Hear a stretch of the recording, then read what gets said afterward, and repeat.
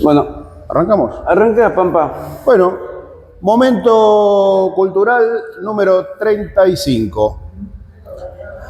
Bueno, tiempo atrás estuvimos viendo un momento cultural que se llama Acá a la Vuelta. Acá tenemos un montón de historia en Buenos Aires. Pasamos frecuentemente por lugares que muchas veces no le prestamos atención. Ya en el momento anterior, en la primera parte de Acá a la Vuelta, vimos sobre la zona sur de Buenos Aires, Constitución, Parque Lezama, Retiro, y llegamos hasta ahí. Bueno, hoy vamos a hacer otra parte. Plaza de Toros. La Plaza de Toros, las 3 plazas de toros que hubo. Hoy vamos a hacer otro momento cultural que vamos a hablar sobre la zona de Palermo. Palermo tiene mucha historia. Hacia el año 1838, durante la gobernación del restaurador don Juan Manuel de Rosas, brigadier general don Juan Manuel de Rosas, él se armó una finca de 500 hectáreas en la zona de los bosques de Palermo, lo que nosotros conocemos hoy como los bosques de Palermo. Una hectárea es una manzana. Exactamente. Para que quede claro lo que Háganse una idea que empezaba lo que es el Jardín Japonés, Plaza Alemania, empezaba ahí, y terminaba en la zona de Belgrano, o sea, corría por toda la zona del hipódromo, entre Libertador y Alcorta, y un poco más allá de Alcorta, lo que sería, no digo Costanera, porque Costanera no existía en esa época, era todo bañado. Puede ser, este momento lo auspicia Chipalito. Chipalito. ¿Quiere un pedacito de chipá? Bien. Había 500 hectáreas. Después que ocurre la batalla de Caseros, esos terrenos se le usurparon a Rosas y hacia el año 1880, Domingo Faustino Sarmiento, luego de una visita, recordemos que Sarmiento fue embajador plenipotenciario que quiere decir que tiene todos los poderes, fue embajador plenipotenciario en Estados Unidos. Y para ese momento ya existía el Central Park de la ciudad de Manhattan en Nueva York. Él viene con esa idea, toma esa idea y la trae a Buenos Aires. Buenos Aires se estaba expandiendo, con Sarmiento lo cual trae muchas ideas norteamericanas. Sarmiento trajo un montón, Sí. nos guste o no nos guste Sarmiento. Fue un innovador. Fue un innovador y trajo un montón de avances, los ferrocarriles, la urbanización de la ciudad. Él viene con la idea de armar el Parque Central de Buenos Aires, que estaba en el predio usurpado o tomado a Juan Manuel de Rosas. La casa en sí, la finca de Juan Manuel de Rosas, estaba en lo que hoy actualmente es el Monumento a los Españoles. Ahí estaba la finca. Una casa, pero impresionante. El monumento a los españoles está atrás del zoológico. Está atrás del zoológico. Sarmiento y Libertador. A un costado, hablando del zoológico, ahora vamos a ir a hablar un poquito del zoológico también, pero Rosas tenía ahí algunos animales que había traído para su diversión. Algunos zorros, algunos pumas, algunos jaguareté. Tengan en cuenta que... ¿Cómo? No, todavía no lo había traído. Tengan en cuenta que en la localidad de Tigre lleva ese nombre porque en esa zona, en el delta, hasta fines del siglo XIX había jaguaretes. Un dato de color. Vulgarmente la gente se le dice leoncito al puma y Exactamente. tigre al jaguareté. Hasta el día de hoy, la gente de campo habla del tigre como el jaguareté, como dijo el leoncito de la montaña. Exactamente, bajo un león. De la sierra. Literalmente. Bueno, y a la falta de conocimiento del manejo de las especies se le terminaron muriendo esos animales a Rosa. Bien, entonces, volvamos. Hacia 1880 vuelve Sarmiento de Estados Unidos y en esas tierras expropiadas arma el Parque 3 de Febrero. ¿Por qué le pusieron 3 de Febrero y no Parque Central? Bueno, fue una idea de una contraposición. Una metida de dedo a Rosas. Exactamente, para ser El más 3 de febrero es la batalla de Caseros. Claro, el En 3 la de misma casa de febrero. Caseros se la derrumban y le ponen el nombre a eso, la batalla en la que él cayó. Claro, o sea, había quedado todavía un dolor, Si ¿no? uno se fija las calles Al también, respecto. las calles tienen un Sí, significado. todo. sí. Y bueno, ahí se arma el Parque 3 de Febrero. Hoy el Parque 3 de Febrero tiene muchos lugares atractivos para recorrer, el Puente de los Enamorados, el Patio Andaluz. Y hay una Tiene sola estatua de Rosas. una sola estatua de Rosas. Sí, es muy verdad. linda estatua, una maravilla Es verdad, esa estatua, es verdad. enfrente de la embajada casi. Exactamente. Tiene Estados Unidos. 20.000 especies de rosas, de plantas, 20.000 plantas, especies, que en estos días se estaban regalando gajos para que uno se lleve para su casa, ¿no? Un dato de color, simplemente. Volvamos, avancemos un poquito más. Bueno, más adelante tenemos lo que hoy actualmente es el Ecoparque. Antiguamente fue el zoológico de la ciudad de Buenos Aires. Que se empieza a construir en 1880, pero no como lo conocemos, sino eso era una zona absolutamente árida. De hecho, durante el gobierno de Nicolás Avellaneda, que fue el que armó el Parque 3 de Febrero y el zoológico, quedó a cargo ahí Clemente Onelli, que fue de los primeros directores del zoológico. Era una zona muy árida, no tal cual como la vemos hoy, con palmeras, plantaciones.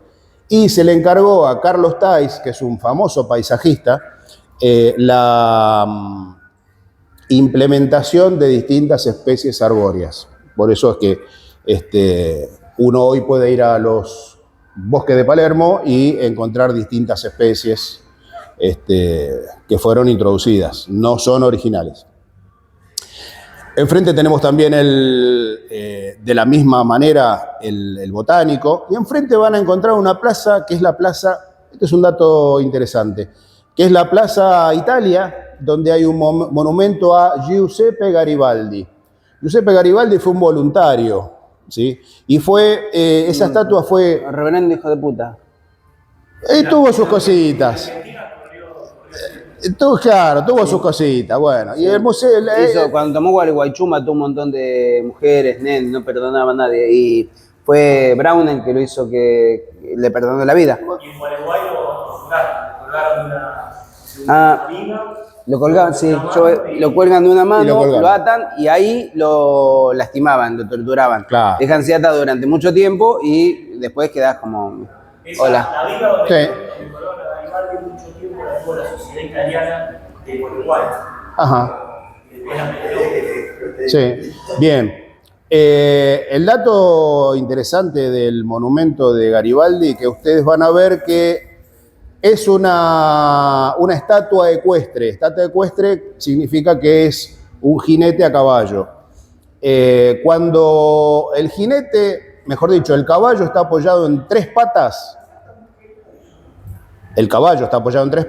significa que el jinete fue herido en batalla. Y de esa herida murió. ¿Como quién? Don Martín Miguel de Güemes.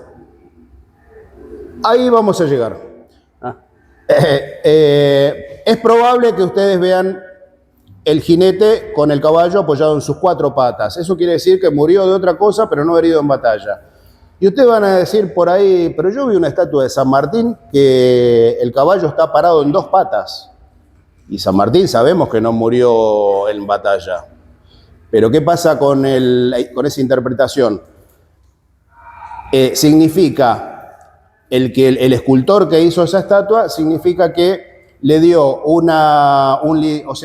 lo puso en dos patas al caballo para exaltar su liderazgo en la milicia, para exaltar su liderazgo en milicia, para revalorizarlo.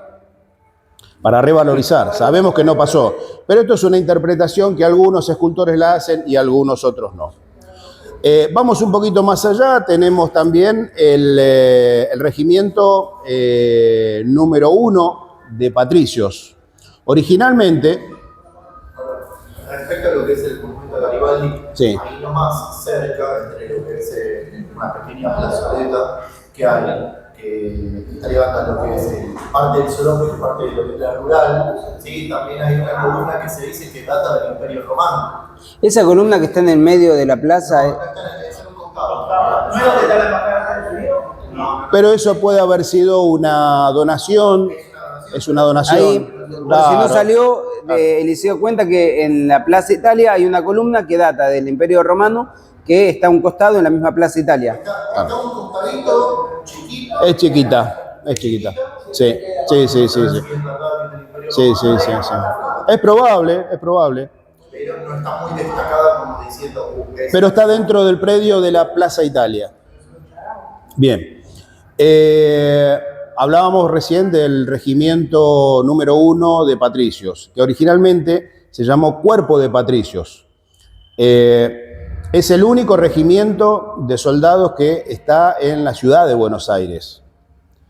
Antiguamente, en un tiempo funcionó en el predio después que fue expropiado la tierra a Rosas, dentro de los bosques de Palermo, funcionó una sede del Colegio Militar de la Nación y la Escuela de Guerra Naval, también funcionó ahí.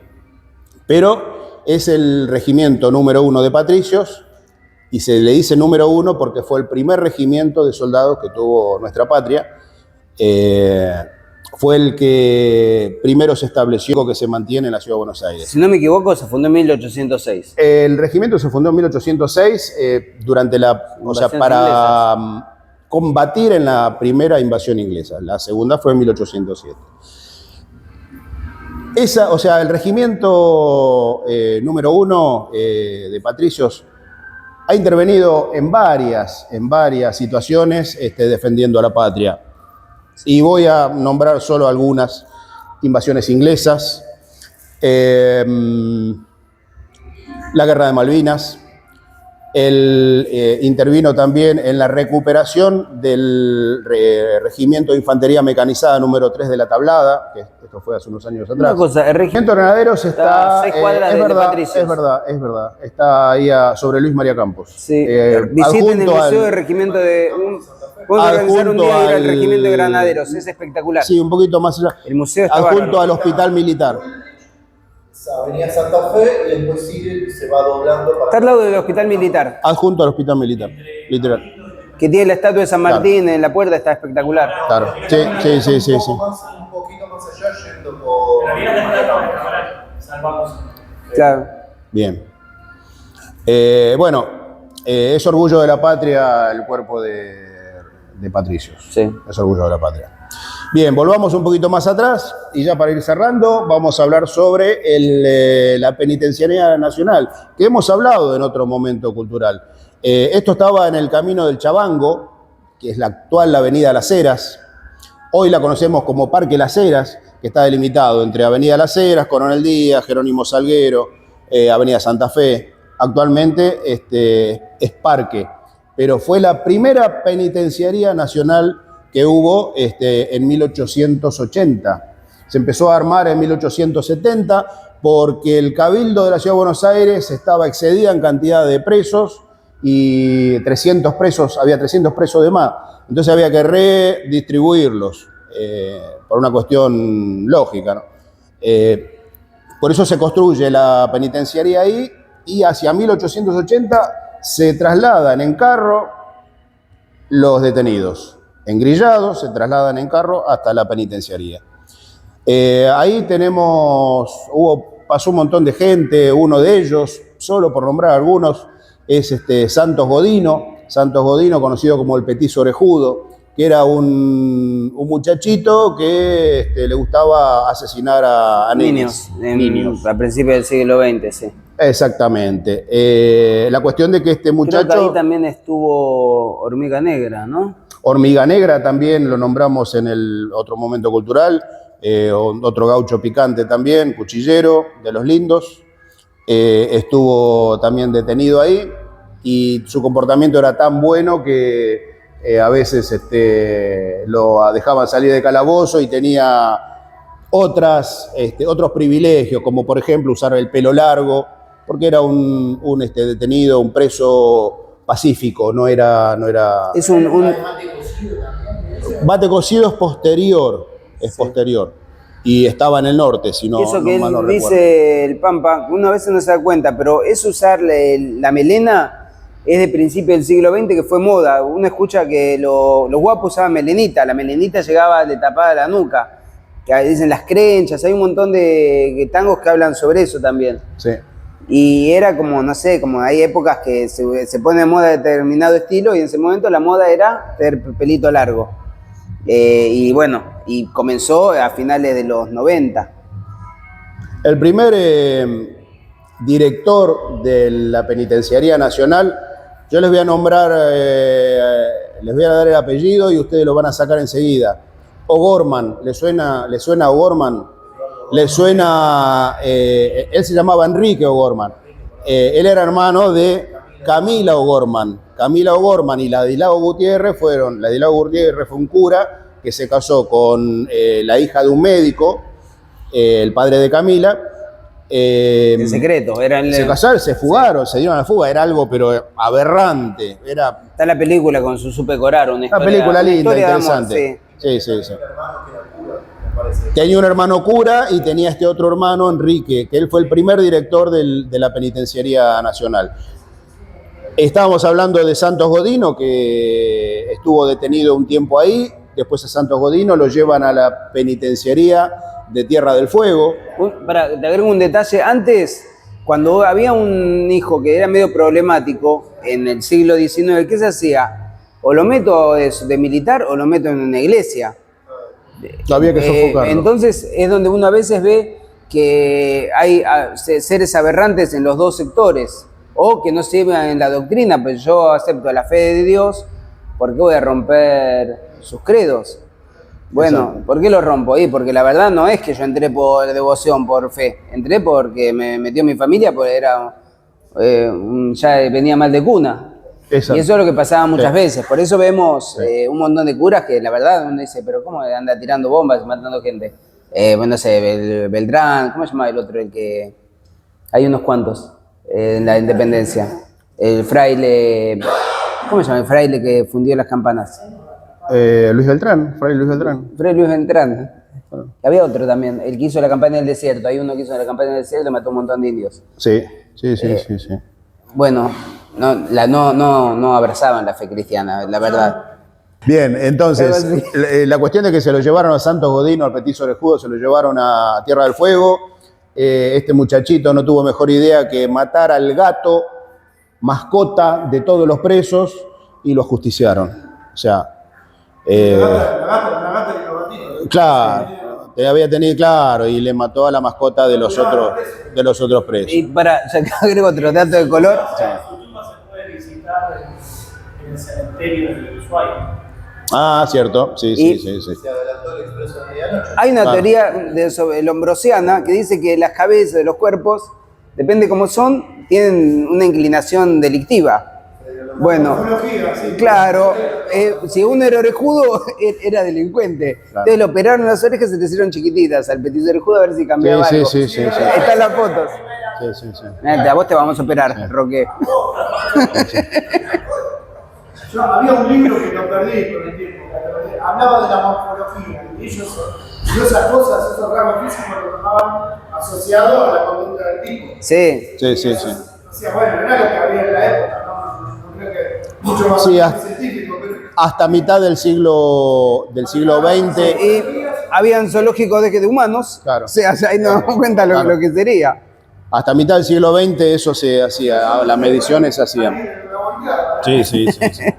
Bueno, la cuestión de que hacia el año hubo fusilamiento de anarquistas también, y después se decidió demolerla a la penitenciaría, porque ya en esa zona, que en principio cuando se crea, cuando se edifica, era un lugar despoblado absolutamente, se empezaron a hacer distintas casas. Entonces no estaba bueno tener una penitenciaría con reos tan peligrosos, tan cercano a los chalets que ya había en esa zona. Convengamos que mucha gente había emigrado a esa zona por el tema de la fiebre amarilla. Bueno, vamos a hacer un toquecito ahora ahí sobre la fiebre amarilla. El tema es que en el año 62 la penitenciaría se demuele. ¿Y cómo se demolió? Con explosivos, con trotil. Así se tiró abajo y se hizo un parque. Lo que nos preguntaba, lo que acotaba recién Eliseo, de la fiebre amarilla, cuando ocurre la fiebre amarilla, ¿Qué año? todos fines del siglo XIX. Fines del siglo XIX. Todos los cuerpos se llevaban a las afueras de la ciudad. ¿Y dónde? Precisamente en lo que es actual el Parque Los Andes. El Parque Los Andes de Chacarita está pegado, Dorrego, Corrientes, Jorge Newbery. Ahí se enterraban los cuerpos de las víctimas de la fiebre amarilla, hasta que se empezó a construir el cementerio de la Chacarita. Y el cementerio de la Chacarita, que es el cementerio más grande de la Ciudad de Buenos Aires, después sigue el de Flores. Bueno, ahí también hay una cantidad importante de muertos por la fiebre amarilla.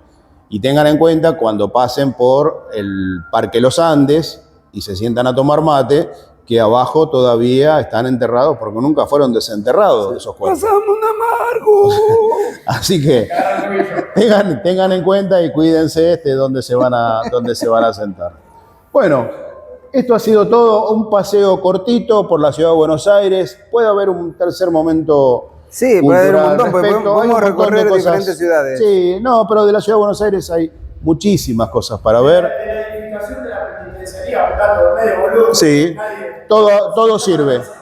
Sobre Salguero, antes de llegar a Coronel Díaz, Sí. dejaron una pequeña edificación que solo es un anillo de 30, hay como un círculo, bueno, lo dejaron como conmemoración. Como un recordatorio. Está antes de llegar, bajando por las cenas, antes de llegar a ahí en la escuela. Entre Casi las en Heras y Lochava, Coronel Díaz. casi en Lochava.